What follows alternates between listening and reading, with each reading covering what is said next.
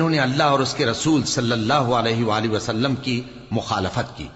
اور جو شخص اللہ کی مخالفت کرے تو اللہ اسے سخت عذاب دینے والا ہے۔ مومنو، کھجور کے جو درخت تم نے کاٹ ڈالے یا ان کو ان کی جڑوں پر کھڑا رہنے دیا، سو یہ اللہ کے حکم سے تھا، اور اس سے مقصود یہ تھا کہ وہ نافرمانوں کو رسوا کرے۔ اور اے مسلمانوں، جو مال اللہ نے اپنے پیغمبر کو ان لوگوں سے جنگ کے بغیر دلوایا ہے، اس میں تمہارا کچھ حق نہیں، کیونکہ اس کے لیے نہ تم نے گھوڑے دوڑائے نہ اونٹ، لیکن اللہ اپنے پیغمبروں کو جن پر چاہتا ہے غالب کر دیتا ہے،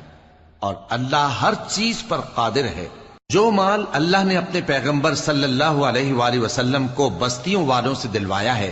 وہ اللہ کے اور پیغمبر کے قرابت والوں کے اور یتیموں کے اور حاجت مندوں کے اور مسافروں کے لیے ہے، تاکہ جو لوگ تم میں دولت مند ہیں انہی کے ہاتھوں میں نہ گردش کرتا رہے۔